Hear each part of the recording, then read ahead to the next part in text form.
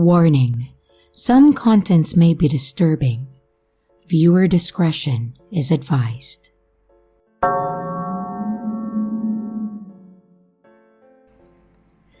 There is an abandoned hospital in Atsugi, Kanagawa Prefecture, and this story takes place in that building. The abandoned hospital is located next to the highway about 20 miles from Honatsugi Station. The hospital is huge, and it has a massive parking lot, and I think it's about 10 floors tall. It has since become an urban exploration spot. At night, you can see torchlights coming from inside the hospital from brave people looking for scares.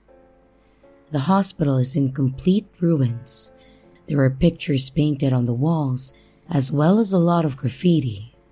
And I live close by the hospital, and I happen to pass it every day. I cannot stand scary stories or anything horror related, so I was never interested in the hospital, and I never would have thought that I would set foot in that place. Well, that was until my dog got off its lead and ran in there. To be honest, when this happened, I thought that my dog would come running straight back when I called him. I wasn't that worried. He's ran off before in the fields and in the woods, and he always comes back. And on the other hand, I was certain that there was broken glass and shards of metal in there, not to mention how close it was to the road, and I was worried that my dog could dash out in the road and then get hit by a car. Luckily, I always take a torch when I take my dog for a walk, so I turned it on and then headed in to search for my dog. It was nice and cool in the ward, and this story takes place in summer, by the way. Inside, there was garbage and papers everywhere. Most of the desks and cabinets, which would have been used when the hospital was operational, were all smashed and broken. And I heard my dog barking, so he's in here for sure, I thought. It sounded like his sparks were coming from down below, so I made my way down the long hallway following the sound of my dog's barks, and they had started to sound more like whines. I was getting worried now, so I stepped up the pace. I reached a staircase and went down on it, and I could still hear him whining. I didn't want to go down there. This cold, derelict hospital was seriously scaring me. I didn't want to go any further, but I had to. There was no way that I was leaving my dog in there. So I went down the stairs, step by step, like a little kid might. I could hear my footsteps echoing around the building, and I reached the turning landing on the stairs heading down to the basement. The light from my flashlight landed on a figure stood there before me. I nearly dropped the flashlight, but then I realized that I was looking at my own reflection in a mirror, and my heart felt like it was sinking. I was now more terrified than I had ever been before. There was something so disturbing in the hospital. It was as if the atmosphere was swallowing me. When I got off the stairs, there was another long hallway, and I was shining my flashlight into the darkness. I could hear that my dog was close by. I was whispering as loud as I could to my dog. "Come here, come on." I didn't know why I was whispering. I was almost certain that I was the only person in there. I just felt like I shouldn't make loud noises in this place. It was just so strange in there. I didn't even feel as if it was the real world there. Not sure if that makes any sense. No matter how many times that I called my dog, he didn't come. And I just heard him barking somewhere down there at the end of the hall.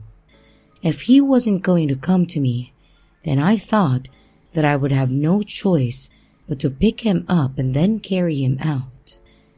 I tiptoed as silently as I could towards my dog, but the second that I approached him with my arms outstretched, he made a whining sound and then ran for it. It was as if he was spooked by something, and he scampered past me. I then pointed my flashlight in the direction of the area that my dog had stopped and barked at, and it looked like nothing but a white wall. I was wrong though. It was a pair of double doors. You've seen them before, in the movies. The big doors that open outward and don't have door handles. The jolting creaking sound of a door opening. It seemed as if something was slowly opening the doors before me. My body started to shake and I needed to get the hell out of there. I took one look back over my shoulder as I ran back towards the stairs. I wouldn't do that again. I couldn't look back. I didn't want to lay eyes on whomever was down there. I saw the entrance doors up ahead and I clattered into them with all my might, but I didn't burst through them. I felt as if someone had grabbed my ponytail at the last second and yanked me back as if they were preventing me from leaving. It yanked me with so much force that it nearly knocked me off my feet. I think I screamed, "Let go!" or something panicked. And after about a second, I felt release and I hit the cold stone floor of the hospital lobby. I scrambled to my feet and through tears and more whines than my dog omitted, I was finally out. For a moment back there, I thought that I would never ever see the light of day again. I was so worried about my dog for so long. Despite my fear, I wandered around the outskirts of the hospital, calling his name out. When I came to terms with the idea that I would be going home alone that night. When I got to my doorstep, I saw the dopey smiling face of my dog that sat there waiting for me. This guy. I didn't know whether to hug him or scold him. I was dirty, caked in dust and sweat, and I needed a shower. When I got out of the shower, something interesting happened. My dog was growling, and he was pointed towards my front door.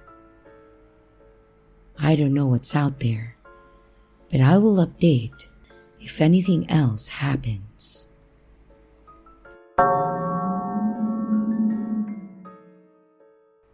This happened a long time ago when I went with some friends to a famous haunted location in my hometown. It was an abandoned hospital. We went in a group, 4 guys and 4 girls. It was a long time ago now, and I was much younger back then. I was in my 20s, and we went there as a dare, a test of our collective courage, kind of like a ghost hunt.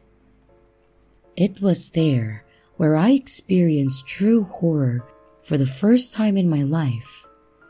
And even now when I think back to it, my spine goes ice cold. Whenever I see any of the old gang who went with me to the abandoned hospital, we all recount what happened. I'm not the type to go into supposedly haunted places. I jumped at my own shadow, and I get so freaked out whenever I watch horror films. But being in a big group put my mind at ease. I wasn't too worried on the drive to the abandoned hospital. Everyone was so loud and excited in the car. There were 2 guys in the group, A and B, who said that they had the ability to sense spirits. They seemed to be the driving force in organizing this trip, and they seemed very interested in getting in there and looking around. The upbeat energy and conversation soon died off when we arrived, and we were all stood in front of the twisted gates. We all seemed cowardly especially the boys who were spearheading this trip. The two guys were muttering about how it was weird that the good vibes had been sapped. I agreed. I thought that there was a bit of strange atmosphere around the hospital. Out here in the tranquility of the mountains, there was something so off-putting about it, as if it was trying to keep you away. Like a warning to a potential trespasser, something told me that this wasn't a good idea. Having said that, we all went to such a big effort to come here and gear ourselves up for a paranormal adventure that it would be a shame if we went home without setting foot in there. So there we all stood, not one of us wanting to go in and every one of us wanting to go home. With none of us willing to say anything, we slowly approached the gates. We entered the hospital grounds through the gate, and we all slowly tried to build up the conversation again. The more we talked, the less we were focused on being scared. And it was at this point someone in our group said, "Hey, where is A and B?" I scanned the area and noticed that they were both still back at the gate. The rest of us were slightly concerned that the two who had instigated the whole trip and stated that they had the sixth sense were not coming with us. We walked back and someone called out, "What's the matter? What are you scared of?" I imagined them to be cowering huddled together. I was losing my faith in this guys. And when I approached, I found that they were just stood beside one another, muttering quietly. To the best of my recollection, this is what I heard. "Did you see that, A? You saw it too? I saw everything." And as I got closer, I saw that they had serious looks on their faces. Their friends had said that they had this kind of ability to sense the presence of ghosts and the paranormal from a young age. They said that they were used to experiences like this and they don't get scared anymore. I felt that a conversation like that was only intended to fuel our fears, and I thought that these two and their friends were just trying to scare me. So I just went up and asked them outright, "What did you guys see then?" "Just a second ago, there was someone on the roof of the hospital. Then more people. They all were there. Then they were jumping, one after another from the roof. So many of them." This made the hair on the back of my neck stand on end. The roof was behind me over my right shoulder, and I felt this unescapable sense of being watched. Like some force was pulling me, urging me to look back over my shoulder, and I gave into that force and looked. I turned and faced the hospital, and I saw a black shadowy figure on the edge of the roof peering at me. And I couldn't make out its eyes or any facial features. It was just a dreadful black shadow. I knew it was looking at me. I knew it sensed me, and I was trapped. I couldn't do anything but watch. It then silently jumped from the edge of the roof and then into the shadows below. Without thought or intention, I let out a scream. I think I wasn't the only one who saw it, but I was the only one who screamed. My legs were trembling with fear, and I could barely keep myself upright. A then said, "This is as far as we go. Let's leave now." Those of us who saw the figure or figures on the roof, and those who didn't see anything, were in a unanimous agreement with A. We rushed back to the car and sped out of the mountainous woods. It took weeks for me to be able to sleep with the light off after that incident. I have never known a sense of horror like that since.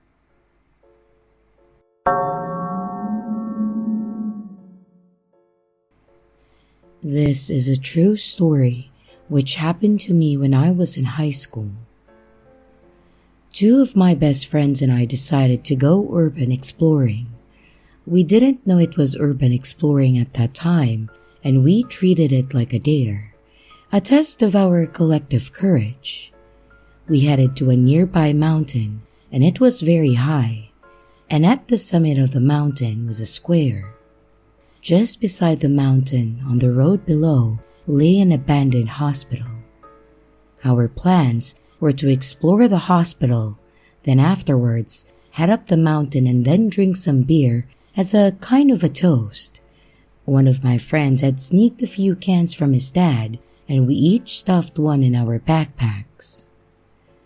We said to our parents that we were having a sleepover at one another's houses so we could be out all night, and we entered the abandoned hospital at exactly midnight.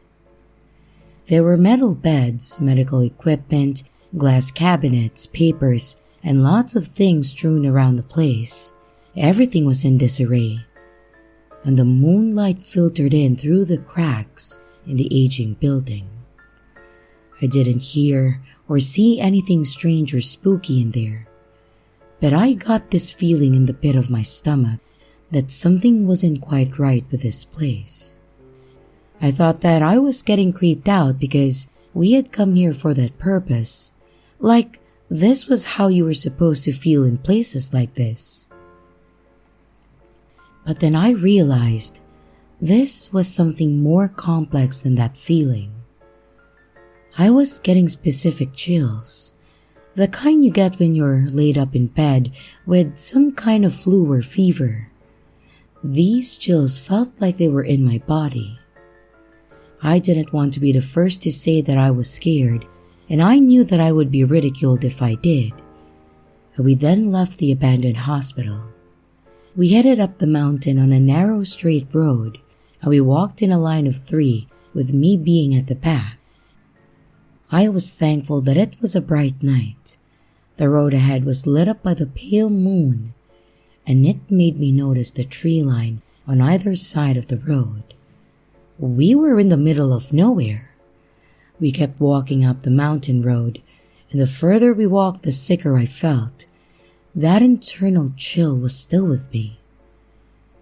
Then, something else strange. I heard strange whispering sounds and tree branches breaking from either side of the narrow mountain road. I kept looking over expecting to see people in those trees, but there wasn't anyone there. There shouldn't be anyone there. I knew this mountain well. And beyond that tree line was nothing but waist-high boulders and trees, and either side of the road had a cliff edge about 2 meters away. There really shouldn't be a person there, and if there was, I should be able to see them or hear them moving more clearly. There was definitely a voice coming from those trees though. I couldn't make out what it was saying. It didn't even sound like words, just nonsensical gibberish. It frightened me because I could hear it on the right side occasionally, and then on the left. I swear, I heard it from above at one point too, and as crazy as that sounds, it seemed to follow us up that mountain. Stranger still, whenever I went to ask my friends if they were hearing what I was hearing, I couldn't speak. It was like sleep paralysis. Literally, the signal from my brain was not getting to my throat. It was the strangest thing. And there I was, heading up the hill, legs working fine, but mouth firmly shut. I noticed that my friends were silent too. Were they experiencing the same thing? We finally reached the summit of the mountain, and the voice in the tree seemed to fade away, and we were stood in the square at the top when I could finally speak. We are at the summit. Oh, right. It was a conversation just like that. We stood there in the dark beneath the pale moonlight, almost in silence, and I could see everyone's faces in now. Then one of my friends said, "Well, shall we drink these beers?" "Yeah," the other replied. But then suddenly, I heard a bang. It sounded like a gunshot, and suddenly, my body felt lighter. We all just ran down for it on the opposite side of the mountain. Nobody said a thing, not even screaming. It was really dangerous, as a slip would have sent us tumbling. We were going so fast, I didn't feel sick and I didn't have the chills anymore. And when we were down the mountain, I learned that I wasn't the only one who felt the chills and heard the voices on either side of the road. They also said that they felt like they couldn't speak. And when we were talking about what had happened, I noticed that something was dripping from my friend's backpack. When I told him, he quickly opened it, and the can of beer he had in his bag had burst. Me and my other friends checked our bags, and our cans of beers had burst in the same manner. I guess that was the sound that we heard at the summit. I asked a teacher at school why a can might suddenly burst. He said that there are a number of reasons. Fermentation and a drastic change in temperature would be the main reasons.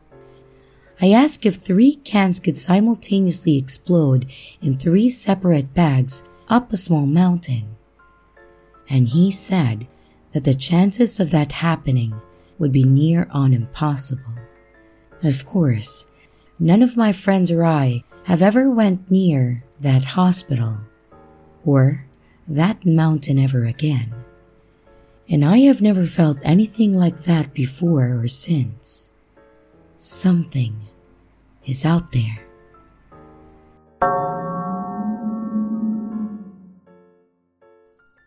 My Granddad's Hospital Horror Story by Comfortable Mess, 3145. So in the 1960s, my grandfather was a hospital porter. His work usually entailed daily chores, such as moving patients from room to room, delivering medical supplies, shifting deceased patients to the morgue, and taking out the rubbish and waste during my grandfather's time at the hospital. He made videos with his work colleagues where they would do goofy activities, and one such video had him going to one of many barrels full of thrown-out hospital food, grabbing a scoop, and then delivering it to his colleague, sitting at a chair and table in an alleyway, pretending to be a diner at a high-end restaurant. I was told the reason for that video was that they were all angry at the amount of food waste left over by the hospital, and it was all delicious food too. I will add that the videos that I've seen have never had any sound to them and have all been grainy black and white, but I believe that video cameras were only just being made back then. I don't know the history too well. Nothing really bothered my grandfather. His videos show him being naughty and playful with all the other porters. Until one day. Back then, hospitals contained a ward where people who were severely mentally ill would be housed. I'm not sure if they were there for their entire lives or if it was just temporary until they could be moved elsewhere. For some reason, the hospital had put this ward on the highest floor, the stage for my grandfather's nightmarish encounter. While he was doing his usual rounds, a woman from a ward had gotten free and wandered over to an open window, and she decided to jump to her death.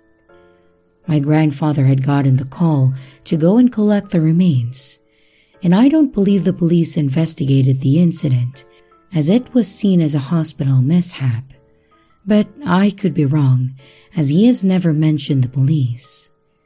He walked around to the grounds where her body lay with a stretcher, and with his partner's help, they lifted the remains.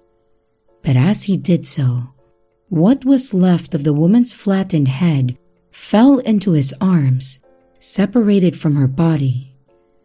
He tells it that her head was like a pancake. She must have gone down head first. I can only imagine the ground must have been concrete, but again, he never gave me specifics. And since that moment, my grandfather found that he couldn't walk around that section of the hospital. Flashbacks of her head in his arms would haunt him for a very long time.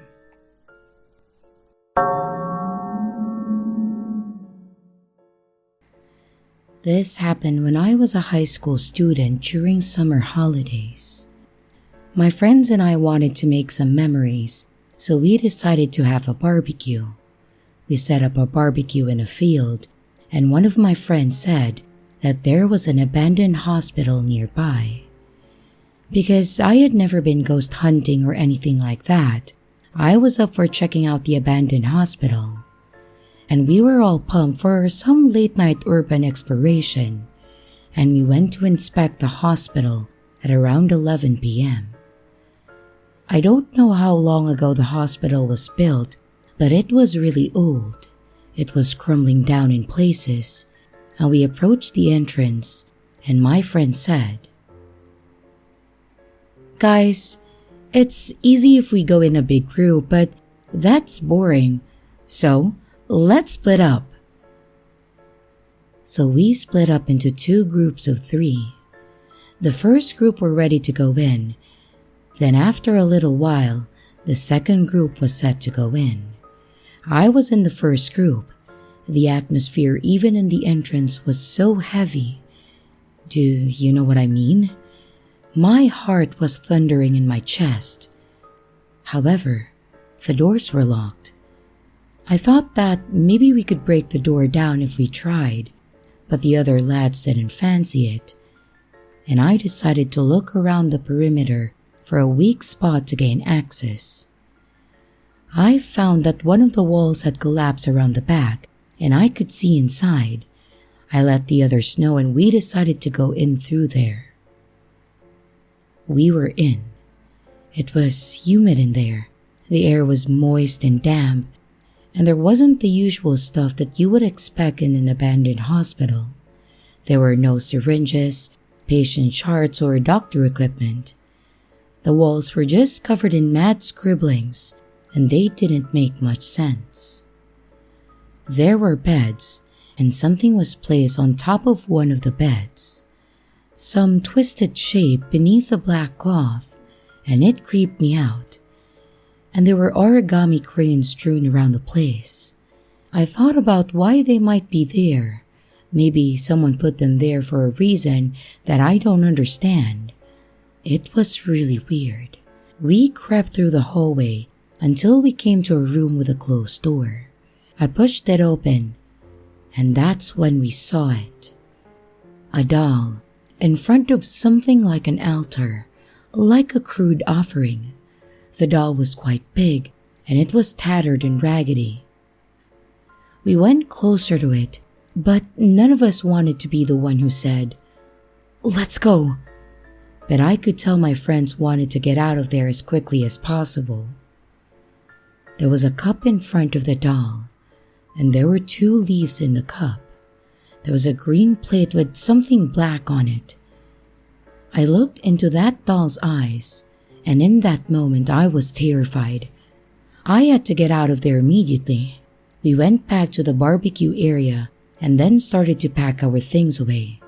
I called one of my friends in the second group to see how they were getting on. And back at the barbecue, my friends and I didn't say anything for a while until one of them said, "That altar was really messed up." "I hated that doll. It gave me such a weird feeling," I replied. "Was it an offering of some kind?" he asked. We all saw the doll in the first group. But no one in the second group saw the doll. Perhaps there were other things like that in there. It was honestly the weirdest place that I have ever been to. And by the next week, all three of us who saw the doll had ended up with an injury. I broke my little finger during PE, and my friend got into a motorbike accident and broke his toe. Another friend got into another accident involving a motorbike, and he crashed, and he was in the hospital for days. A teacher asked us while laughing, "What happened to you three? Are you cursed or something?" We felt it was no laughing matter, and even to this day, that abandoned hospital still stands. It hasn't been demolished yet, but a sign that reads, "Keep out," has been put up and a large metal fence surrounds it. Don't go looking for it. Don't go in there. And here are the top comments for my last video.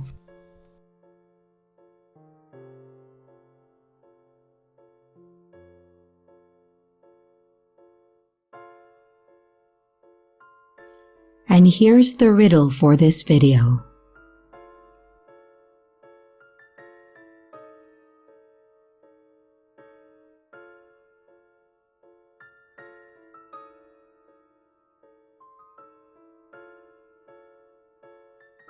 Hello everyone, it's your creepy sister here. Thank you so much for watching the video. I really appreciate each and every one of you. But I would also like to thank my amazing patrons, my top tippers, and my dearest channel members. Thank you very, very much. I really appreciate it with all of my heart. If you want to support the channel further, you could also choose to become a patron, a tipper, or a channel member. But remember, it's appreciated, but never a requirement. I would also like to announce that we have merch now. The link is in the description of the video, along with all my other social media links, like my Discord server, Twitter, Instagram, and others. You can connect with me and send your stories there. And don't forget to like and subscribe if you haven't yet, and comments are highly appreciated. And remember, your fear feeds me.